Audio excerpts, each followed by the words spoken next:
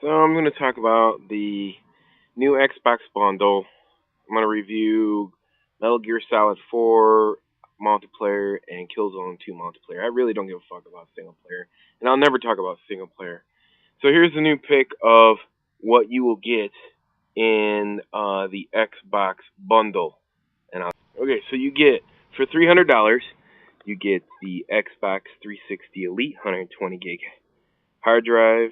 You get a wireless adapter, which any true gamer who plays multiplayer, uh, I don't know why you would play on a wireless connection in the first place, unless you live upstairs in the house or something. I mean, you just absolutely can't do it. I mean, those are the people that lag games. So really, I never really covered that debate in the issue in the console wars. But to have a $100 piece of equipment and included into what used to be a $549 Xbox Elite, now you're getting another $100 piece of equipment, the wireless adapter, and also you get HDMI and component cables, and you get a headset, and you get a wireless controller, and you get a $60 the number one game played on Xbox Live, Halo 3.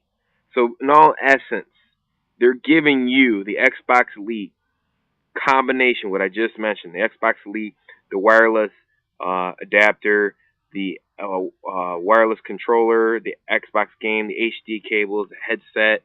I mean, that would cost somewhere in the realm of like $700-800. So you're getting a $500 discount off of it. And on top of that, you can go to Amazon.com, which I posted in my last videos. You can get a 12-month plus 1 month subscription, which would equal out to 11 cents a day to play on the most or the best online service for consoles for 11 cents a day. And you get HD streaming through the dashboard. So with that being said, and I don't know what people always complain, yeah, I had 3 Xboxes break down, but every single time, even when I was out of warranty, they fixed it for free within 14 days. So let me go on to my next subject. Okay, so as you all know, you can look back at my videos. I really didn't want to cover all the nuances of this game. But, I mean, these are two of the games I really wanted to get, and I never had a chance to get them until, I had a PS3 again. So, as usual, Sony always overhypes everything, and then once you get the game, you're, like, disappointed. So I get Metal Gear Solid 4. The first thing you got to do is you got to upload an update. And the update takes 2 hours and 45 minutes. Then you think you're ready to play? Wrong answer. You got to go to Konami's website. Then you got to subscribe to their web page, get a different username than your username on PSN to play on their servers with a different password.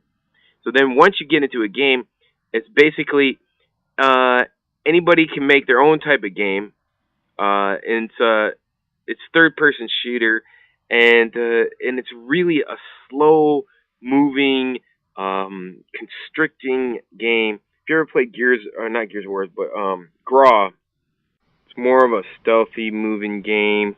It's really slow-paced, and sometimes you get in rooms and they're not filled up. And really, it takes a while to get into a game. And then if you do get into a game, it's just the mechanics and the way the game and how it moves. I mean, you can look at my videos and you can see for yourself.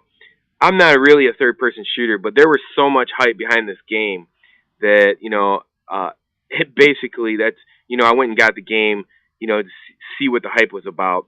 And really, the game is, I mean, obviously you can see that Konami is disconnected with its with the community of players out there, because their value, I mean, their projections and their stocks went down, the game price went down. I saw somebody make a video and said, "Oh, look, the Metal Gear Solid is sold out, $24.99." Yeah, of course, it's half of what the original price would be. So I think, it's just like, you just can't pick up the game and play it. You just can't. This is one of those games where you just can't pick up and play the game. And the graphics are okay, but, I mean, it's like roll, lay on the ground, play dead. I mean, it's just like, it's an overkill, just like the Sony PlayStation. You know, it's like a big overkill, and the gameplay is really slow. I mean, and then the spawn spots, you'll spawn right on top of somebody. It's just like, I don't understand the game. To me, I don't think it's that good of a game. And to be honest with you, if it was such a great game, why has the price come down on it all of a sudden? You know, it's because Konami's profits are down. The game's overpriced. So move on to Killzone 2. You know, it's pretty hilarious, but Killzone 2, I mean, I'm not going to lie. I mean, this game was really overhyped, and there was a lot of people talking about the game online. And, you know, I was like, wow, this game looks really good.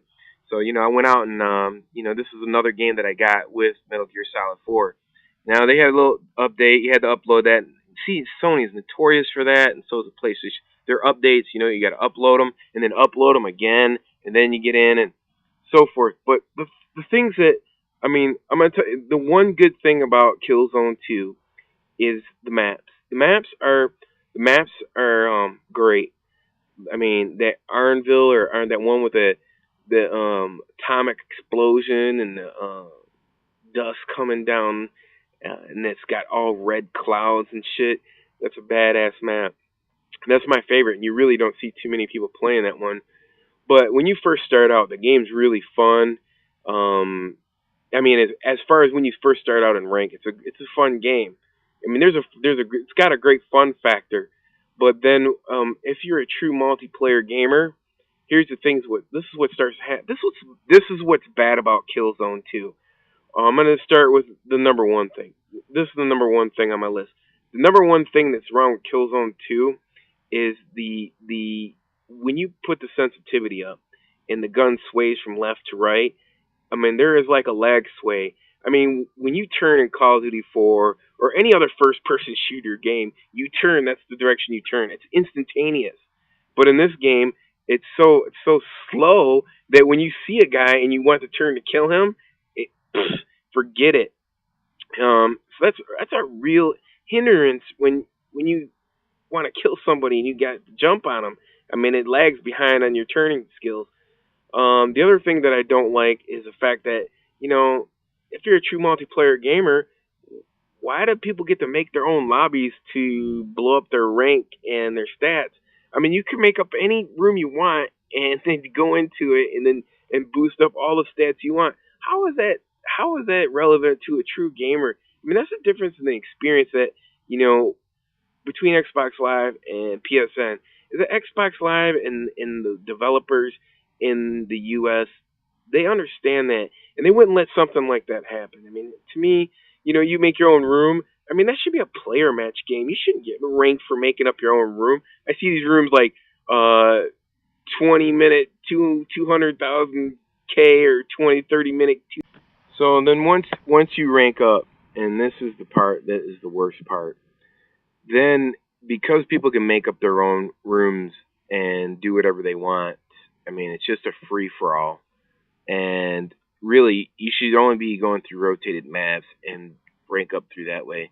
But then what happens is once you make general, everybody starts using rockets. And once you get pinned down in the room with a bunch of fucking losers, there's no way out. You just keep getting killed, blown up, and people, I mean, that's another thing, too. The fucking sound is not centered in this game. You don't know where the fucking sound is coming from. You can't hear shit. I mean, it's just, the sound is fucked up in the game. And that's the truth. I mean, the only thing this game's got going for it, it's got great layered backgrounds on their maps. Some of the maps are bad maps because the spawn areas, you can't get out of them. Once you get locked into them, and if you're above general rank, you're gonna get rocketed to death and turreted to death. I mean, the gameplay on multiplayer just goes fucking down the tubes. Overall, if the game had the shooting mechanics of Call of Duty 4, meaning there wasn't no sway lag and aiming, and it was more precise, I'd say it'd be a great game. But I mean, with all of the stuff that I just mentioned, I mean, this game's way overhyped, and it doesn't even compare to Call of Duty 4.